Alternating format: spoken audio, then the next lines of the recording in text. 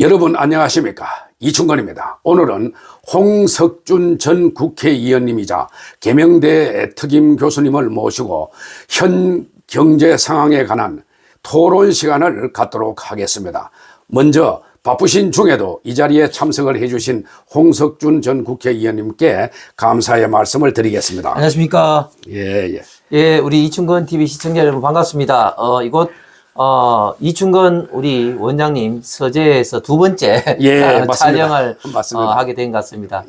정말 우리 이충건 원장님하고는 대구시에 있을 때부터 대구 경북 연구원에서 이제 인연을 쭉 맺고 왔는데 시청자분 잘 아시는 것처럼 이렇게 또 유튜브를 통해서도 우리 이 박사님께서 우리 대한민국을 걱정하시고 우리 대구를 걱정하시면서 좋은 어떤 정보도 제공해 주시고 그리고 시청자 여러분들하고 소통하는 것에 대해서 항상 존경과 경의를 표하면서 오늘 제가 이 방송의 세 번째인가요? 네 번째 출연인데 좀 재밌는 또 이야기를 나누고 가도록 하겠습니다. 예, 대단히 고맙습니다. 홍석준 전 국회의원님은 대구시 경제국장, 산업국장 등 여러 국장을 역임하시고 또 최근에는 서울의 유명 방송에서 보수 애국 우파의 토론자로 나가셔서 아주 좋은 말씀을 해 주시고 계십니다. 그래서 평을 들어보면은 아주 잘하신다는 평을 받고 계십니다. 예, 그럼 몇 가지 여쭤보겠습니다. 최근 경제 상황에서 환율 문제가 또 큰 문제로 지금 대두되고 있습니다. 네. 그 환율 문제에 대해서 한 말씀 부탁드리겠습니다. 예. 우리 대한민국 환율이 지금 심상치 않습니다. 지금 최고 1482원까지 찍다가 금요일에는 재정당국이 강력하게 개입을 했죠. 개입도 여러 가지 측면에서 구두 개입도 했고, 그 다음에 또 서학개미를 동학개미로 유도를 하기 위해서 5천만 원 이하 투자자에 대해서 지금 현재 해외 투자 수익에 대해서 이제 20% 양도소득세를 부과를 하는데 내년 1, 4분기까지 들어오게 되면은 부과를 하지 않는다. 그리고 2, 4분기까지는 75%까지 감면을 하고 그다음에 3, 4분기에 들어오면 절반을 감면한다. 이런 어떤 당근책도 제시를 했습니다. 그런데 무엇보다도 금요일 날 환율이 32원 정도 이제 떨어졌는데 그 배경에는 지금 정부 당국에서는 구체적으로 밝히고 있지 않지만 지금 국민연금이 투입됐다 이런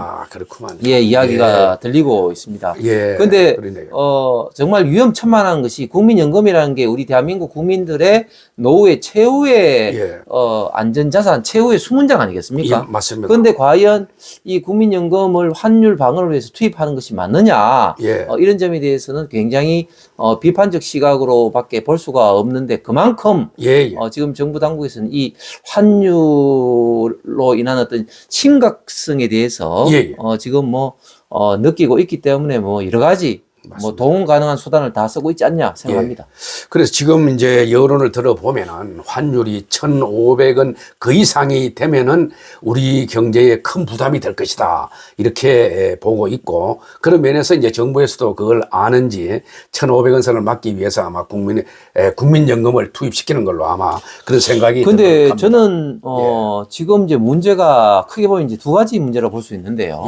첫 번째 문제는 좀 전에 박사님께서 말씀하신 것처럼 지금 현재 환율로도 물가 상승이 굉장히 많이 유발이 됩니다. 맞습니다. 왜냐하면 우리 대한민국의 대부분 어떤 농수산물 수입하는 어떤 거라든지 또 석유, 가스, 철강 등의 어떤 원자료도 어마어마하게 많은 양을 수입하지 않습니까? 그러다 보니까 지금 이런 어떤 수입 가격으로 인해서 이 물가가 엄청나게 오르고 있습니다. 맞습니다. 대표적으로 쌀값이 지금 생산자 물가 기준으로 해서 전년도에 비해서 24%가 올랐다. 또 소가값이 20% 올랐다 하고 있고 경유값이 10일 말 기준으로 해서 또 10% 이상 올랐다 하는데 그런데 지금 전 세계 어떤 유류 가격대는 오히려 좀 떨어지고 있습니다. 그럼에도 불구하고 맞습니다. 지금 이렇게 10% 이상 올랐다는 것은 그만큼 환율 상승분이 크다는 거죠. 그래서 그렇다 보니까 지금 그 피해는 온전히 국민들과 특히 서민들한테 지금 그대로 있을 수밖에 없는데 맞습니다. 예를 들면 우리 서민들이 가장 즐겨 먹는 예를 들면 빵이라든지 칼국수라든지 이런 것도 가격도 최근에 엄청나게 많이 올랐습니다. 그래서 이 물가 상승으로 인해서 서민들, 국민들이 받는 고통이 어마어마하고 예, 예. 두 번째로 더 큰 문제는 뭐냐면 앞으로가 문제인데 예, 예. 앞으로 그럼 환율이 어떻게 될 거냐. 예. 저는 예. 지난 이 시간에도 이야기했지만 예. 이재명 정권이 이런 식으로 경제 정책을 펴는 한에 있어서는 예, 예. 환율이 예. 계속적으로 오를 가능성이 크다고 보여집니다. 예. 왜냐하면 예. 환율이라는 게 결국은 이제 외환의 수요와 수급에서 결판이 나는데 예, 예. 예를 들면 달러 기준으로 본다면 예. 달러의 어떤 그 수요와 어떤 공급 아니겠습니까? 맞습니다. 그러면 달러의 어떤 수요 쪽은 예를 들면 해외여행을 간다든지 또 투자를 한다든지 또 아까 말씀드린 원자재를 산다든지 뭐 미국에 투자를 한다든지 이런 것 때문에 꾸준히 지금 늘어나고 있고 예, 예. 특히나 예. 지난번 트럼프와의 어떤 협상에서 내년부터 1년에 예. 200억 불을 투자해야 됩니다. 그렇죠. 이게 말이 안 되는 거죠. 매년 해야 예. 되죠. 예. 그런데 달러의 공급이라고 할 수 있는 것은 이제 예. 결국 기업이 이제 수출 통해서 벌어오는 건데 그렇죠. 이것도 한계가 있고 특히 자동차라든지 반도체라든지 이런 부분에 대해서는 현대나 삼성전자 같은 경우는 미국에 또 투자를 본인들이 또 해야 되기 때문에 맞습니다. 쉽게 예, 예. 달러를 시중에 또 풀기는 어려운 구조입니다. 예, 예. 그보다 더 심각한 것은 뭐냐면 예.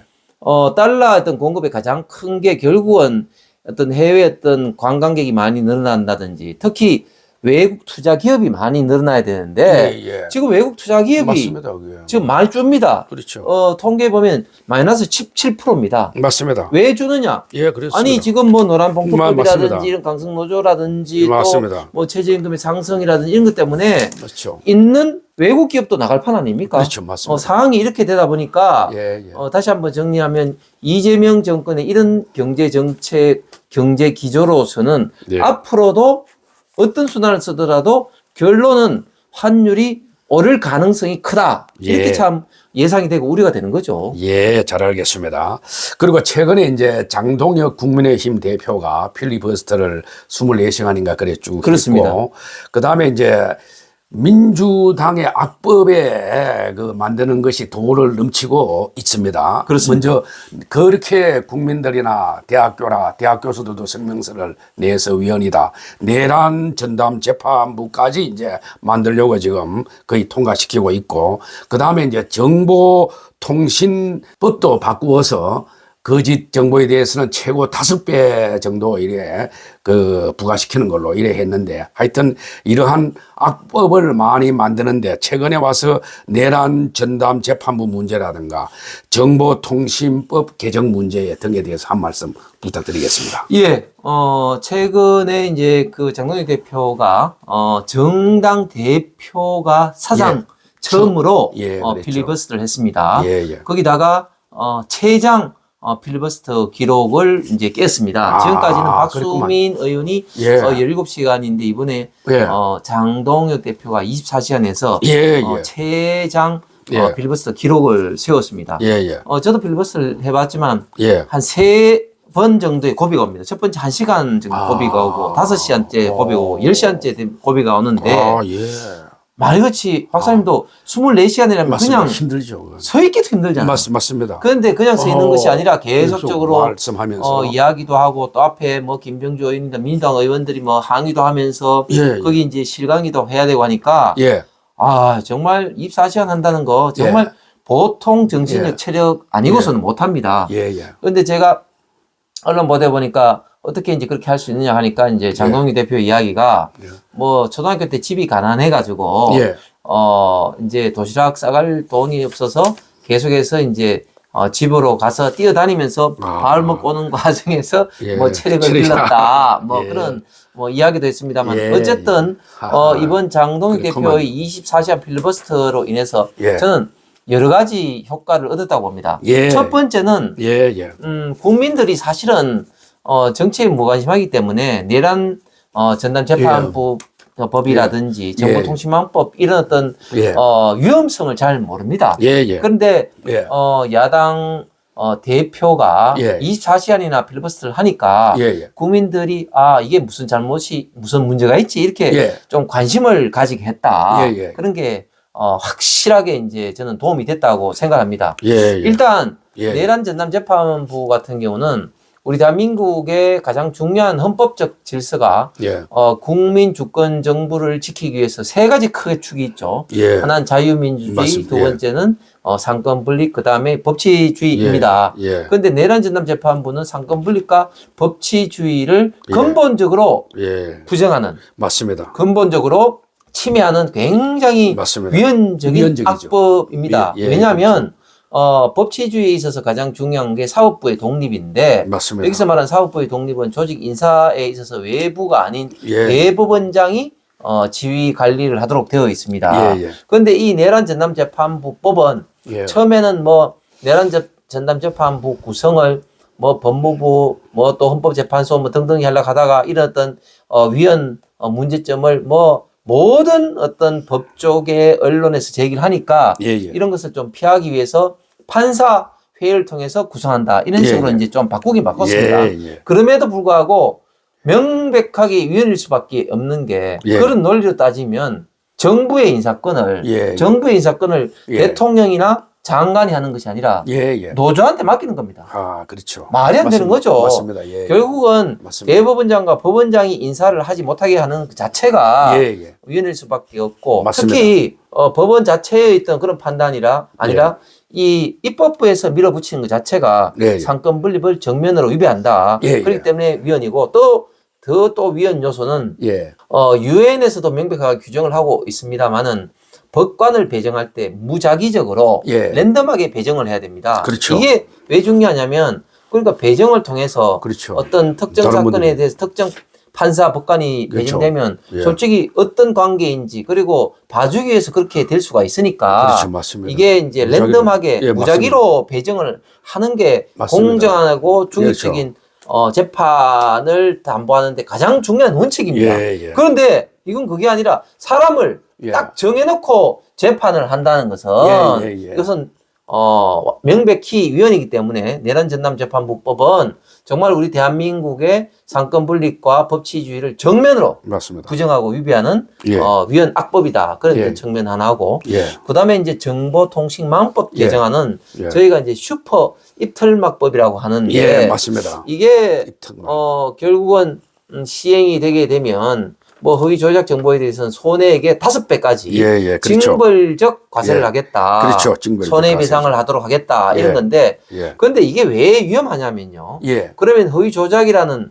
판단을 누가 하는 겁니까? 그렇죠. 결국은 정부 당국에서 한다면 이거야말로 아. 검열 국가로 가는 길입니다. 아. 결국은 언론 자유에 그렇겠네요. 있어서 가장 아. 중요한 검열을 그렇죠. 한다는 겁니다. 아. 이런 어떤 문제에 대해서 예. 이거는 이제 우파 보수뿐만 아니라 좌파 언론에서도 예. 강하게 반대했죠. 비판을 지금 하고 있는 예. 거고요. 예. 예. 좌파 언론에조차도 대통령이 거부권 행사해야 된다고 하고 있습니다. 그렇죠. 그리고 맞습니다. 국내에서뿐만 아니라 예, 예. 유엔에서도 이 점에 대해서는 심각하게 예. 우려를 표명을 하고 있습니다. 예. 저는 이 법 자체도 문제지만 예. 또 이 법을 적용하는 데 있어서도 문제라고 보는데 예. 이 법을 적용하는데 과연 그러면 공평하게 공정하게 적용을 하겠습니까? 예. 아니죠. 예. 예. 우파 보수의 언론과 유튜버들에 대해서는 예. 아주 예. 엄밀하게 엄격하게 아. 적용하고 이거 좌파에 대해서는 아, 적용을 저는 안 할 겁니다. 예. 만약에 좌파에 알겠습니다. 대해서 적용을 한다면 예. 김어준이나 이런 사람들부터 깜빵이 가야 돼요. 맞습니다. 얼마나 그 가짜 뉴스를 많이 퍼다르고 있습니까? 맞습니다. 그리고 이재명부터 깜빵에 가야 돼요. 예. 이재명이 지금 가짜 뉴스를 예. 얼마나 이야기를 많이 하고 있습니까? 예. 대표적으로 최근에 예.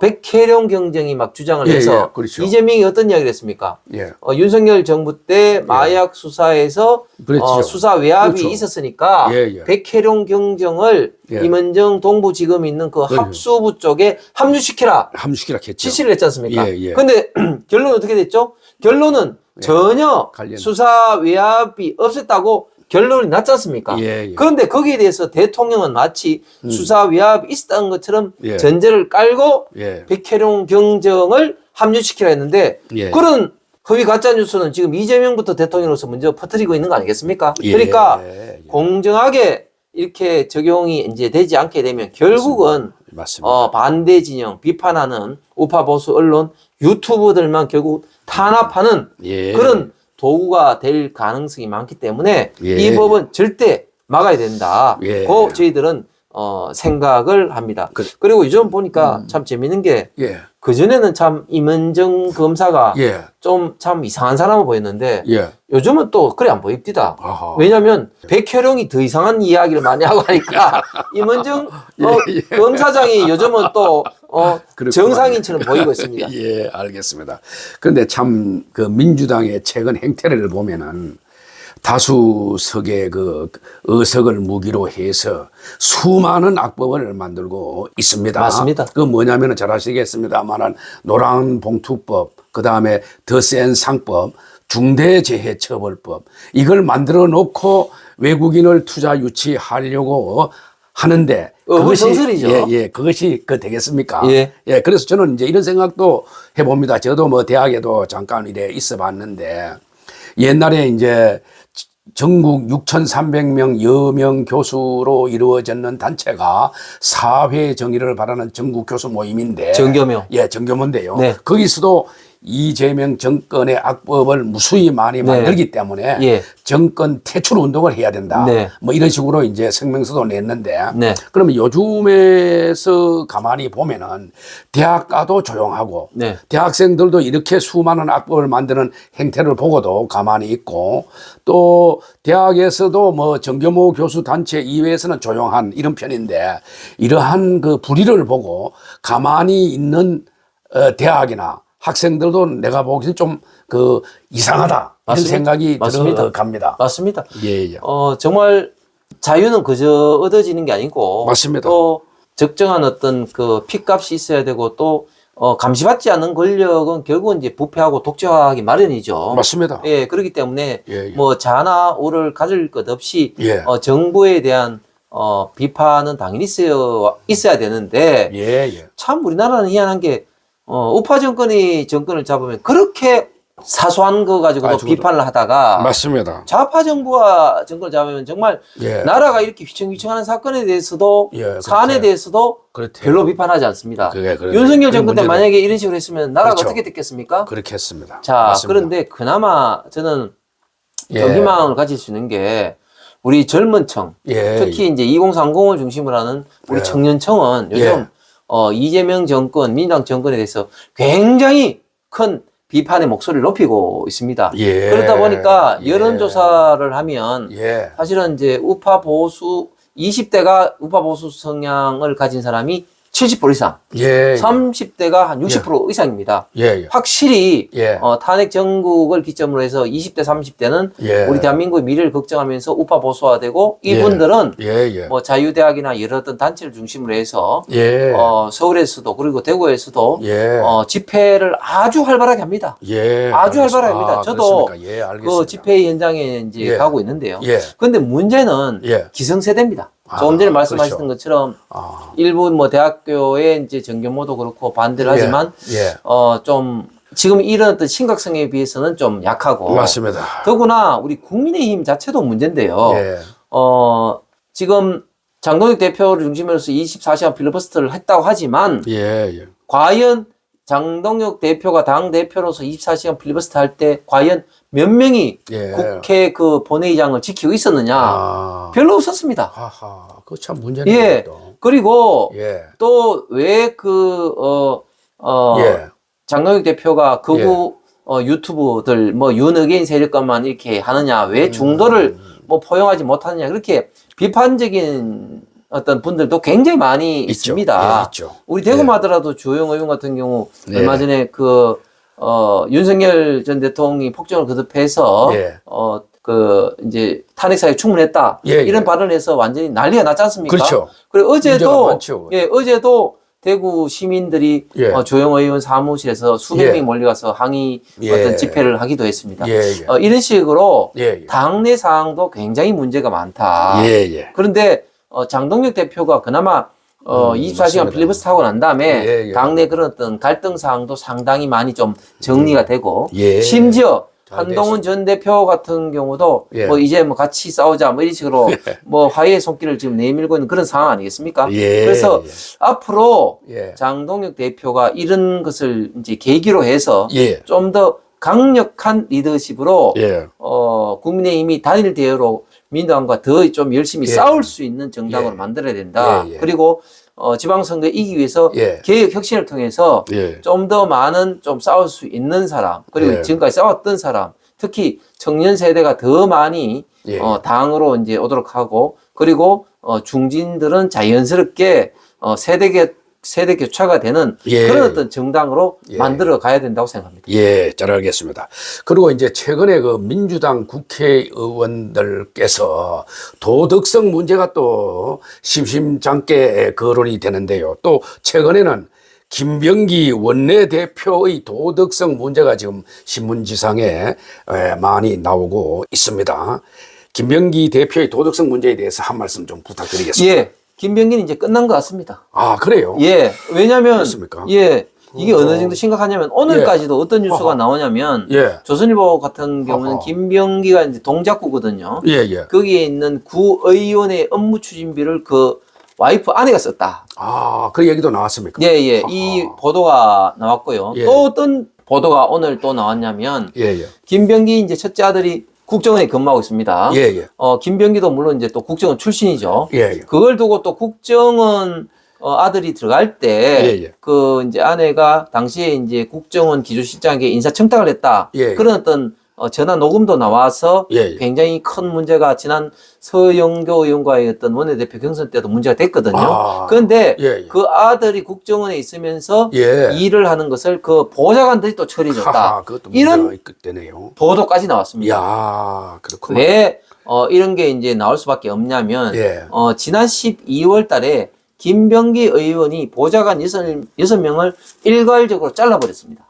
아, 그렇습니까? 예. 예. 그 보좌관이, 국회의원 보좌관이 총 9명이거든요. 예, 그렇죠. 그런데 6명을 잘랐다는 것은 그러네요. 거의 대부분을 잘른 건데, 예, 예. 왜 잘랐느냐, 그 이유를 보니까, 아하, 예. 그 부인이 예. 그 6명이 있는 그, 예. 단톡방을 이제 봤는데, 아. 그 안에서 이제 김병기 의원과 아내를 욕하는 그런 걸 보면서 잘랐다는 거예요. 아, 예. 이제 거기다가 예, 예. 또 그 보좌관 중에 또 이제 일부는 쿠팡에 취업을 했는데, 아, 예. 그 쿠팡 대표와 김병기가 지난 9월 5일 날 국정감사를 앞두고 이제 만났는데, 예, 예. 그 대표한테 이 김병기 의원이 그 보좌관들 잘라라 이렇게 또 요구를 했다는 거 아닙니까? 예. 그래서 실질적으로 또 해고도 됐어요. 하하. 그렇기 때문에 지금 김병기 의원의 지금 보좌관들과 김병기는 완전히 지금 철천지 원수가 됐는데, 아, 그동안에 그랬구나. 김병기가 시켰던 여러 가지 어떤 부당한 요구들이 예, 예. 다 지금 갖고 있을 거 아닙니까? 그렇겠네요. 계속해서 나오는 겁니다. 그렇기 그렇겠네요. 때문에 제가 말씀드린 것처럼 그러시겠습니다. 김병기는 버티지 못할 거다. 아. 기존에 나온 것만 하더라도 예, 예. 예를 들면 쿠팡에 있던 그런 어떤 청탁의 문제라든지 또 예, 예. 대한항공의 카로트했던 무료 숙박 문제라든지 예. 또 가족의 베트남 특혜 의전 보람에 또 뭐 이 의료 특혜 뭐 예, 이런 예. 건 또 사실 심각한데 예. 오늘 나온 것도 완전히 아하. 충격파를 던지기 때문에 그러네요. 김병기는 허허. 이제 그 원내대표는 커녕 이제 자칫하다면 의원직도 위태롭다. 아. 재밌는 것은 김병기가 예, 예. 이재명의 지원으로 원내대표가 됐거든요. 예, 예. 그래서 지금 정청래와는 사이가 안 좋습니다. 예. 그러니까 지금 정청래 쪽은 속으로 지금 박수를 치면서 예, 예.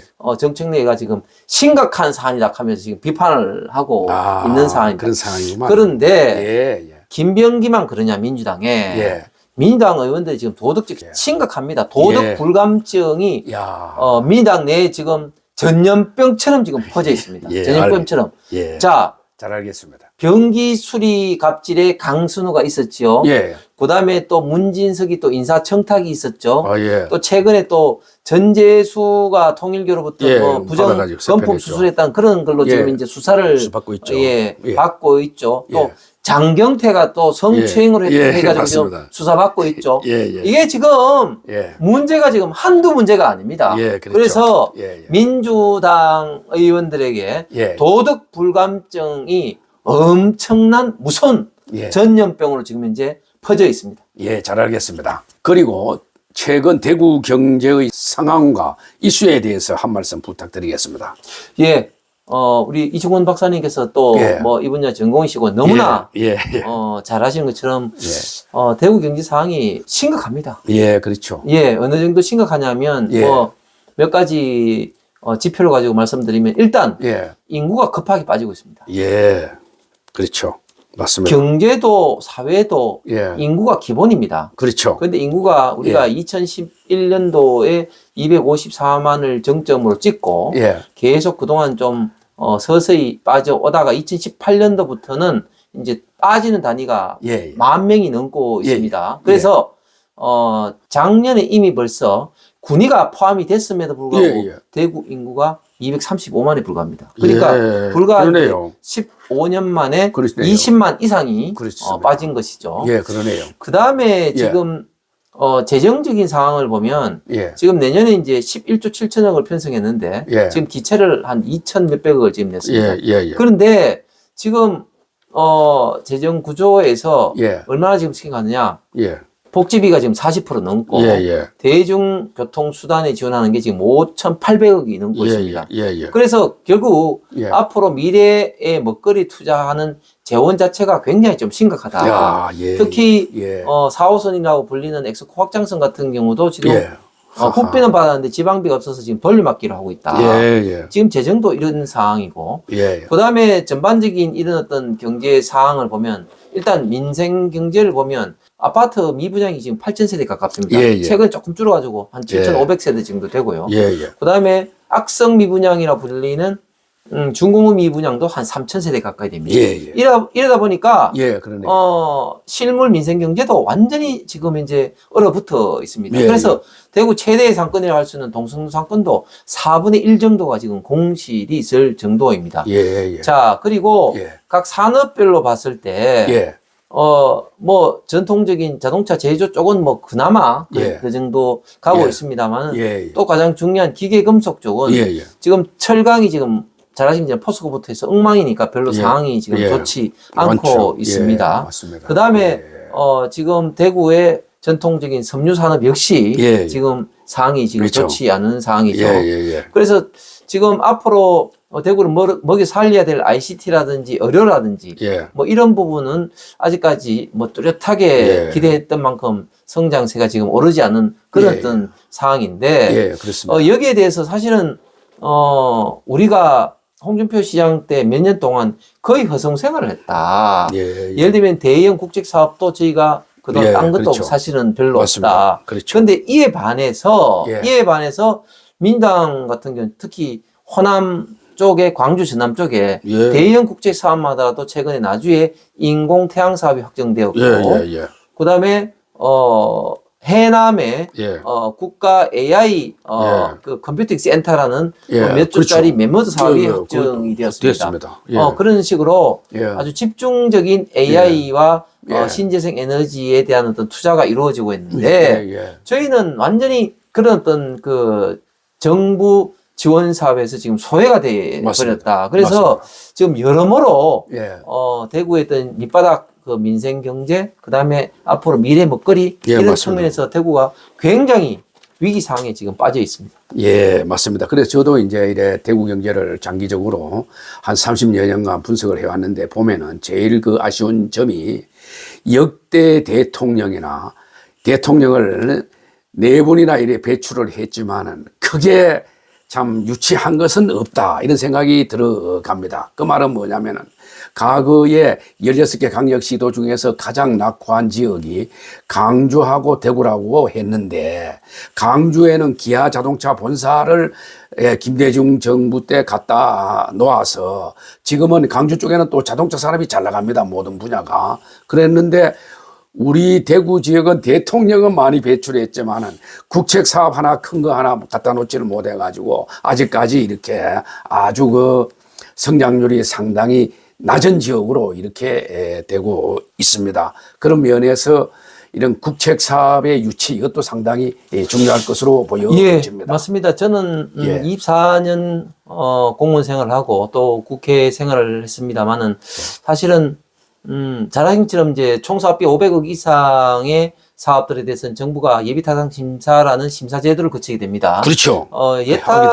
예타 제도가 크게 종류별 보면 이제 도로라든지 교량을 하는 SOC 예타가 있고 R&D 예타가 있는데 제가 대구시에 있으면서 R&D 예타를 20몇 번 신청을 해서 한 10몇 건을 좀 성공을 시켰습니다. 그래서 지금 대구의 주요 예. 경제 산업 인프라라고 할 수 있는 자동차 주행 시험장이라든지 예. 로봇산업진흥원이라든지 예. 또 올해 말 내년 초에 이제 완공이 돼서 본격 가동할 예정인 첨단 의료시험 연수원이라든지 예. 내연구원이라든지 이런 것들 그리고 출연연의 많은 대구의 분원들 예. 예를 들면 뭐 생산기술연구원이라든지 기계연구원이라든지 뭐 애들이라든지 뭐 한약연구원이라든지 이런 것도 예. 제가 이제 해서 아, 사실은 이런 예. 어떤 사업들에 대해서는 누구보다도 경험과 그리고 예.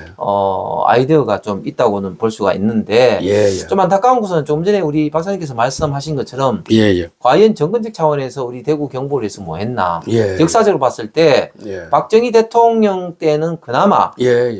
포항의 철강공단 그렇죠. 맞습니다. 그다음에 구미의 예, 전자산업단지를 만들었죠. 예. 사실 그렇죠. 정거적 차원에서 본다면 그게 답니다. 맞습니다. 그게 다입니다. 전두환 노태우 정권 때도 뚜렷하게 한 것도 없고 예. 이명박 박근혜 정부 때는 때도 한 마찬가지입니다. 적이 없었고. 그에 예. 반해서 예. 다른 지역은 어떠냐? 예를 들면 이제 YS 때는 금융기관들을 부산으로 이전시켰고요. 예. DJ 때는 예. 농림부 산하의 가장 중요한 기관 예. 농업진흥청을 수원에서 완주로 아. 이전을 시켰습니다. 예. 또 그다음에 이제 노무현 대통령 때는 보건행정기관 6개 시약처를 비롯해서 다 예. 충북 예. 고성 쪽으로 이전을 시켰죠. 예. 자, 그런데 우리가 정권 잡았을 때는 그런 그렇죠. 어떤 국책의 뭐, 직접적인 맞습니다. 사업이 없었다. 예. 최근에만 하더라도 이재명 정권이 부산 쪽에 좀 표를 얻으려고 또 해수부를 이전시켰지 않습니까? 예. 그래서 정말 우리가 정권 잡았을 때 이렇게 하지 못한 것을 대단히 아쉽다. 예. 그런 어떤 면에서 제가 또 아쉽게 생각하는 건 뭐냐면 지난 예. 윤석열 정권 때는 예. 윤석열 대통령이 우리 지역 출신이 아님에도 불구하고 예. 뭐 우리 지역에 대해서 예. 뭐 인사나 예산에 대해서 엄청나게 예. 많은 어떤 지원과 신경을 썼습니다. 그렇죠. 제가 예. 2021년 7월 말에 예. 당시 현역 의원으로서는 일본으로 지선하면서 선대본부장을 하고 예. 인수위원으로 들어가서 예. 제가 이제 공약도 만들고 국정과제 윤석열 정부의 국정과제를 제가 만들었기 때문에 내용을 예. 뭐 누구보다도 잘 알고 있는데 예. 우리 지역에 대한 어떤 국정과제를 예. 당시 홍준표 시장이 차려둔 밥상도 걷어 차버렸습니다. 예. 대표적으로 아이고, 제가 몇 가지 예를 들면요. 예. 상격동에 예. 국립근대미술관과 하하. 뮤직 컴플렉스라는 게 국정과제로 되어 있었고 문화부에서도 예. 그걸 추진하려고 했습니다. 처음에는 문화부에서도 강력하게 예. 반대했습니다만 제가 막 인수위원으로서 제 방에서 예. 차관과 국장을 불러서 싸워가면서까지 그걸 넣었습니다. 지금도 예. 기억이 생생한데요. 예. 그런데 홍준표 시장이 들어와서 국립근대미술관과 뮤직 컴플렉스 위치를 기존의 상격동에서 난데없이 예. 하원을 옮긴다고 그랬어요. 하하. 근데 이게 그랬구만. 왜 큰 문제가 있냐면 하하. 상격동은 문화부 땅인데 그러네요. 하원은 기재부 땅이기 때문에 아하. 문화부 입장에서는 어. 상대적으로 돈을 덜 드는 어떤 지역에 당연히 하고 예, 싶은 거 맞습니다. 아니겠습니까? 그렇겠죠. 그 문화부도 뭐 10조면 10조, 뭐 맞습니다. 11조면 11조 부처 예. 실령이기 때문에 그렇죠. 예산을 예. 쉽게 확보를 못 합니다. 예. 그렇기 때문에 이 부지 문제에 대해서 2년 반 동안 대구시하고 밀고 당기다가 결국은 대구시가 항복해서 상격동으로 다시 컴백을 했는데 예. 근데 12월 3일 비상계엄 일어나고 결국은 또 정부가 바뀌다 보니까 뭐 윤석열 정부의 국정과제를 누가 챙기겠습니까? 예. 사실상 지금 날아가 예, 버린 거죠. 그러시네요. 이런 식으로 예. 윤석열 정부 때 만들어진 국정과제도 제대로 못 챙긴 게 예. 지금 와서 생각하면 너무너무 안타깝고 예. 너무너무나 우리 대구시가 제대로 사업을 챙기지 못했다 하는 아쉬움이 듭니다. 예. 하여튼 홍석중 국회의원님께서 국회의원 시절에 대구 발전을 위해서 많은 일을 해오셨다 하는 것은 대구 시민들은 다 잘 알 것으로 생각이 됩니다. 오늘 이 방송 시간에 바쁘신 중에도 이 자리에 참석을 해 주셔서 토론에 임해 준 데에 대해서 거듭 감사의 말씀을 드리겠습니다. 감사합니다. 새해 복 많이 받으십시오. 예, 이상 방송을 모두 마치겠습니다.